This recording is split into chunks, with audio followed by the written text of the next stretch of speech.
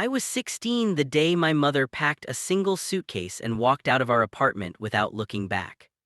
It was a small place on the third floor of an aging building, the kind where the paint peeled in thin curls and the ceiling fan clicked with every rotation.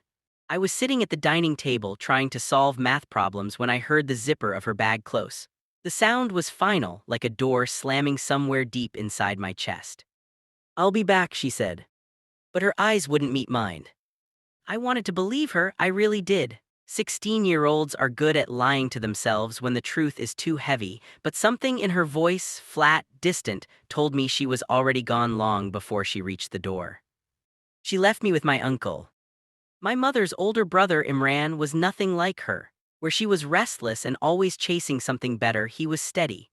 A widower with no children, he ran a modest but successful construction business and lived in a quiet house on the edge of the city. He didn't have much to say, but when he did, his words were careful and kind.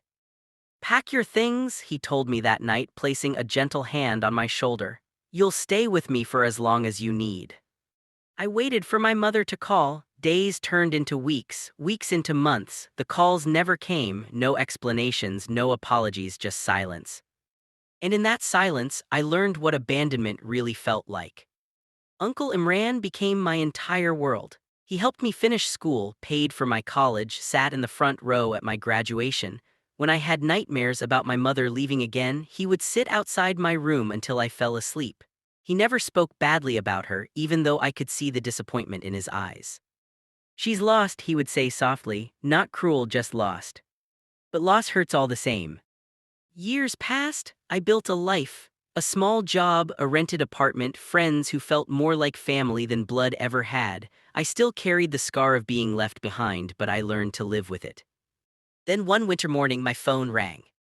It was a lawyer. "Mr. Hassan," he said, formal and precise. "I regret to inform you that your uncle Imran Ahmed has passed away. There will be a reading of his will this Friday. You are required to attend." The world went quiet. My uncle, the man who had saved me when my own mother couldn't, was gone. The funeral was crowded. People from his business, old friends, distant relatives I barely recognized. And then, standing near the front, dressed in black and wearing an expression I hadn't seen in over a decade, was my mother. She looked older, of course, the lines on her face deeper, but the posture was the same, the carefully arranged hair, the practiced sadness. She saw me. For a moment, something flickered in her eyes, guilt, regret, or simply calculation. She didn't come to me. Instead, she stood with my two aunts and a cousin I barely remembered, whispering among themselves. Their eyes kept drifting toward the front row, toward me. The will reading was held in a quiet law office, dark wood furniture, heavy curtains, the kind of place where secrets felt permanent. We sat in a semicircle, my mother, my aunts, my cousin, and me. The lawyer cleared his throat. "Imran Ahmed's estate is valued at approximately 25 million. A sharp intake of breath circled the room. 25 million. I felt dizzy. I had known my uncle was comfortable. I had not known he was that wealthy.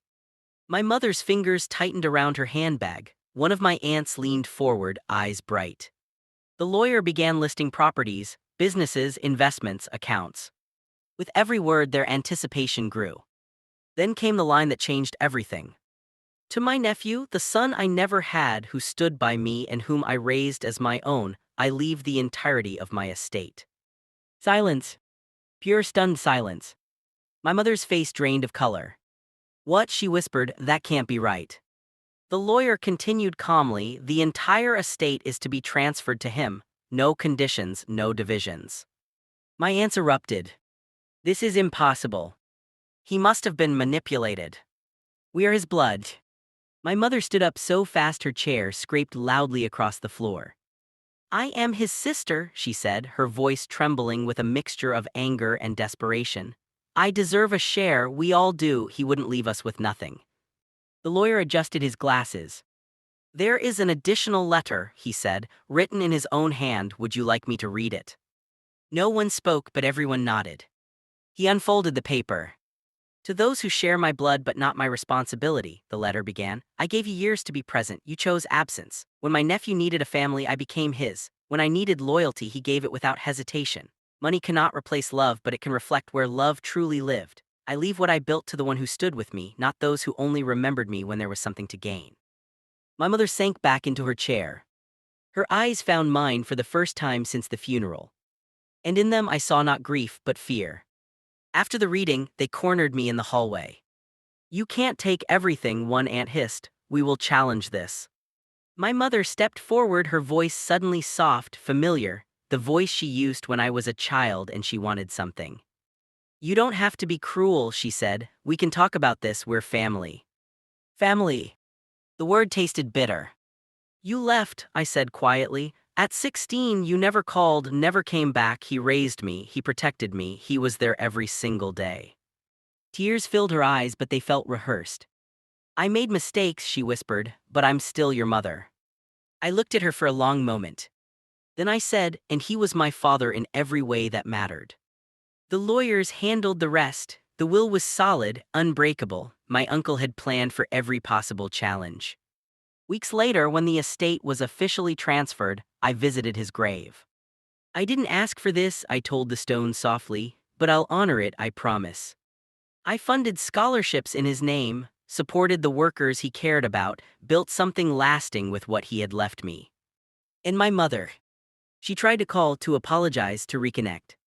But some doors once closed cannot be opened again, not because of anger but because of truth.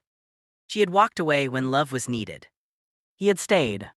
And in the end, love, not blood, decided everything.